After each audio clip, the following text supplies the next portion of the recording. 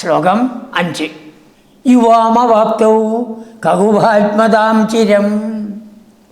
യുവാം നിങ്ങൾ രണ്ടുപേരും കകുഭാത്മതാം. കകുഭം മരുതുവൃക്ഷം, നീർമരുത്, അർജുനവൃക്ഷം, ഇന്ദ്രവൃക്ഷം, പല പേരാണ് അതിന്.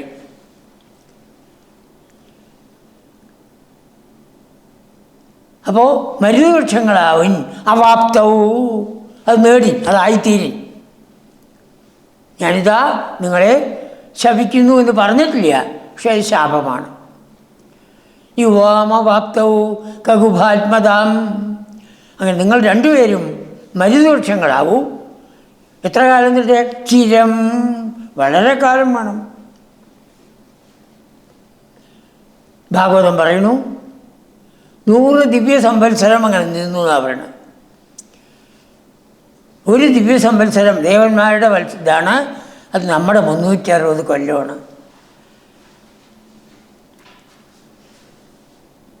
അപ്പോൾ 100 എത്രയായി? 360 × 100 ഗുണിക്കൊന്നും വേണ്ട, വലിയൊരു കാലം നടത്തും. അതാണ് യുവാം അവാപ്തവും കകുഭാത്മതാം ചിരം.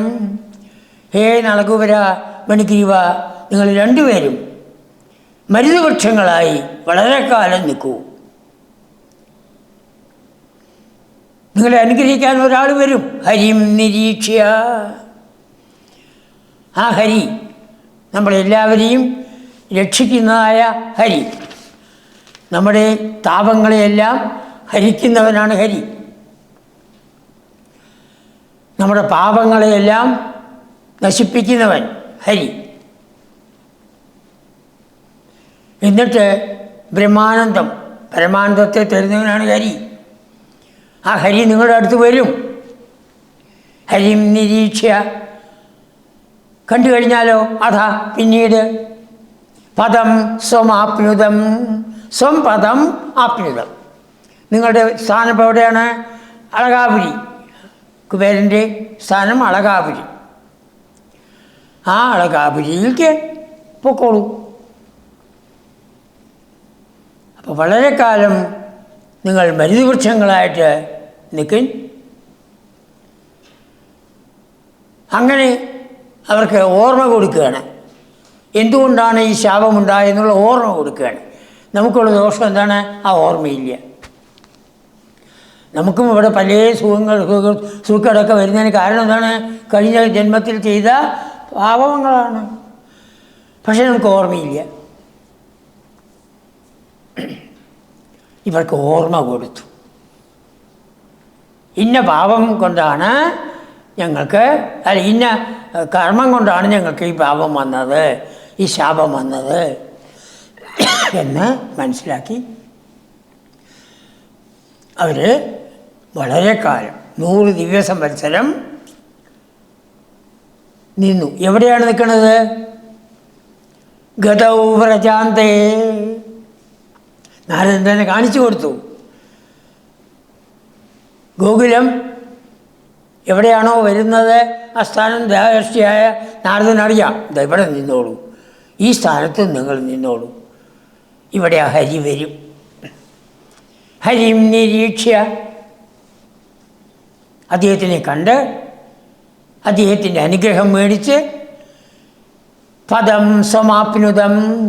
സ്വംപദം, നിങ്ങളുടെ ഈ വടക്ക് ഭാഗത്തുള്ളതായ കൈലാസത്തിലുള്ളതായ അളകാപുരി, അളകാപുരിയിലേക്ക് നിങ്ങൾ പൊക്കോളൂ. ഇതീരിതൗ തൗ. ഇപ്രകാരം പറയപ്പെട്ട അവർ രണ്ടുപേര്. നാരദൻ അവരെ ശപിക്കുകയല്ല ചെയ്തത്, അനുഗ്രഹിക്കുകയാണ് ചെയ്തത്. ശാപമായിട്ട് നമുക്ക് തോന്നുമെങ്കിലും അനുഗ്രഹമാണ്. അങ്ങനെ പറയപ്പെട്ട ആ നളകുബരനും മണിഗ്രീവനും ഭവതീക്ഷണസ്പൃഹാം. ഹേ ഗുരുവായൂരപ്പ, അങ്ങയെ കാണണമെന്നുള്ള ആഗ്രഹത്തോടു കൂടി. മേൽപ്പത്തൂരാണ് പറയുന്നത്. ഗുരുവായൂർ അമ്പലത്തിലിരുന്ന് ഭഗവാനെ നോക്കിക്കൊണ്ട്, ഇങ്ങനെയായ ഭഗവാനെ കാണുകയാണ്, നോക്കിക്കൊണ്ട് പറയണം ഭവതീക്ഷണസ്പൃഹം. അങ്ങയെ കാണണം എന്നുള്ളതായ ആഗ്രഹത്തോടുകൂടി ഗതൗ വ്രജാന്തേ, എവിടെയാണോ ഗോകുലം വരുന്നത് അത് നാരദൻ കാണിച്ചു കൊടുത്തു. അതിൻ്റെ ഗോകുലത്തിലെ പുറത്തായിട്ട് വ്രജാന്തേ, വ്രജത്തിൻ്റെ അവസാന സ്ഥാനത്ത്. കകുഭൗ ബഭൂവധൂ, 2 മരുതുവൃക്ഷങ്ങളായി. അതാണ് നാരദൻ കൊടുത്തിട്ടുള്ളതായ ശാപം. അങ്ങനെ 2 മരുതുവൃക്ഷങ്ങളായി ആ ഗോകുലത്തിൻ്റെ അടുത്തായിട്ട്, തൊട്ടു പുറത്തായിട്ട് ഇതായി. ആ മരുതുവൃക്ഷങ്ങൾ നന്നായിട്ട് വളർന്നു വന്നു. പക്ഷേ ഈ കാലം കൊണ്ട് എന്തുണ്ടായി?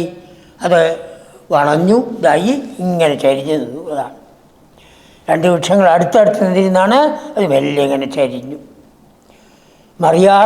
ആയിക്കൊണ്ട് നിൽക്കുന്നു. അതാണ് ഈ 2 വൃക്ഷങ്ങളെയാണ് ഭഗവാൻ ദൂരത്തുനിന്ന് കണ്ടത്.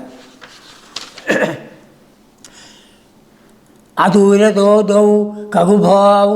ഉദയിക്ഷത, ആ 2 മരുതുവൃക്ഷങ്ങളെ ഭഗവാൻ കണ്ടു. ഭഗവാൻ ആ വൃക്ഷങ്ങളുടെ അടുത്തേക്ക് വരികയാണ്.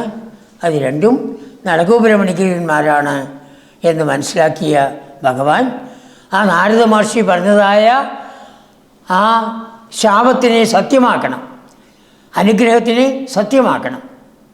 അതിനുവേണ്ടി ഭഗവാൻ അങ്ങോട്ട് പോവുകയാണ്, അവരുടെ അടുത്തേക്ക് പോവുകയാണ്. ഇപ്പം എങ്ങനെ ഇരിക്കണു? ഒരലിൽ കെട്ടപ്പെട്ട് കിടക്കുകയാണ്. അതാണ്. അപ്പോൾ മരുതുവൃക്ഷങ്ങളുടെ അടുത്തേക്ക് ഭഗവാൻ പോകുന്നു.